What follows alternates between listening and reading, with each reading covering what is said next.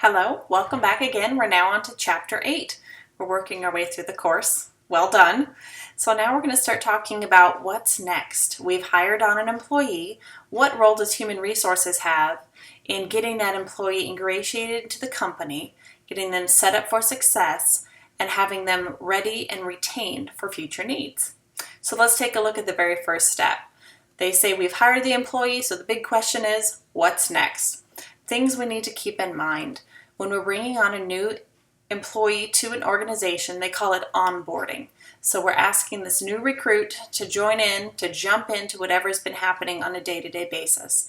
There's always that initial meet and greet with any employee in any department. Hi, what's your name? Tell me a little bit about yourself. 5 minutes later, we're tossing them the torch and asking them to carry on the same way we have been for the past year, 2 years, 5 years, however long we've been part of the organization. Something we need to keep in mind is that everyone has a different learning curve.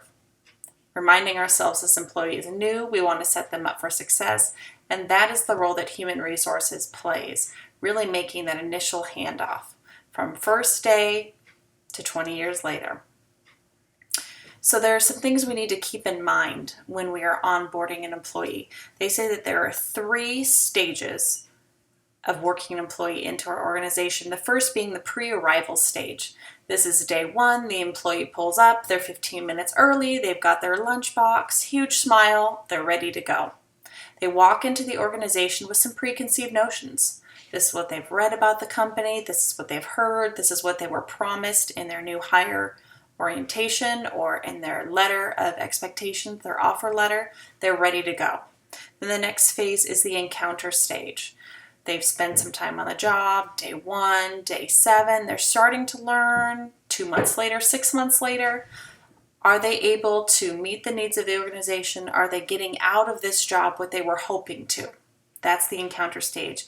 And then finally, we're at the metamorphosis stage, where the employee truly becomes ingratiated in the culture of our organization. They live and breathe it. They enjoy what they're doing. They're knowledgeable in the field, and they start looking for promotional opportunities. So those are the 3 stages of onboarding when we're bringing an individual into our organization.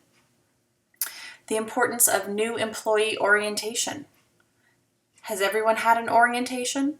When you started a job, if you start a job being a fry cook at McDonald's, they'll probably show you where we keep the frozen fries, where the grease is, I don't know, I'm guessing, where the boxes are for the French fries when they're finished. They really walk you through the process. If you have a new recruit who's a front office secretary going to be answering the phone, maybe something we should teach them is what to say when you answer the phone. We want to make sure, again, that we're setting up our employees for success. I actually worked somewhere fresh out of college in the human resources department. I was an HR assistant, and someone came to me 2 weeks after hire, and she said, "Jessica, could you tell me where the restrooms are?" I can't believe that she had been working for us 12-hour shifts without knowing where the restroom is. Truly amazing, something that just apparently skipped our minds. There's so much that we toss at an employee when they're newly hired, and they have a lot in their minds as well. They're taking notes, they're still excited, they're trying to soak it all in, and sometimes things get missed. It's our job as human resources to be that liaison in the office. We've met with this person, we interviewed them, we offered them the position, we've had more communication with them than anyone else in the department, anyone else in the organization. So we will be the person that holds their hand and really makes that communication flow. Taking a look at the importance of the employee handbook and training. Different types of training. There's now-oriented training and future-oriented training that the textbook mentions. So what's involved in the now-oriented training?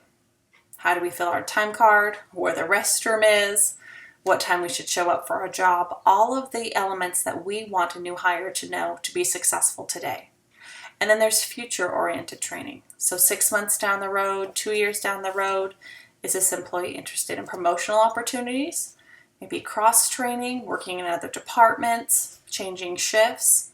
We want to keep a pulse on all of that from day 1 to day 500 to day 5 million, however long the person stays with our organization. So what are some different types of training methods? Well, the first is we sit them down at the desk, we give them the phone, and we say, answer the phone. That's on-the-job training. They get their first phone call, they answer it, and they say, well, I guess I work for ABC Company, so I'll say, good morning, ABC Company, how can I help you? Or there's actual off-the-job training.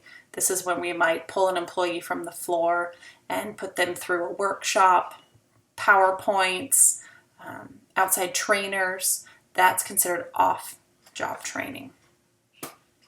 Organizational development is a key aspect in getting our employees ready for organization. We need to make sure that we have the whole picture put together before we start implementing people and telling them what our culture is, how they can be a part of it if we're unsure ourselves. The textbook notes learning organizations. Can you think of a company that really focuses on being a learning organization? There are some pretty common and well-known ones. Google is a great one. Something that they spend a lot of time and money really investing in their employees. They want to make sure that they are getting the most out of them, that they are happy while they're there, and they encourage them to train and promote from within. The last little section in Chapter 8 talks about evaluating training and development effectiveness. It's one thing to put together a training program. Maybe we bring out a trainer, pull all of our managers off the floor, $3,000 later into our budget, and we find out it wasn't a worthwhile training. This is something we would want to assess. Maybe it depends on the position, it depends on the candidate, what type of skills can be learned, what information needs to be taught, things that we would be involved in the Human Resource Department. Keep up the good work, you're doing a good job. Next, on to Chapter 9.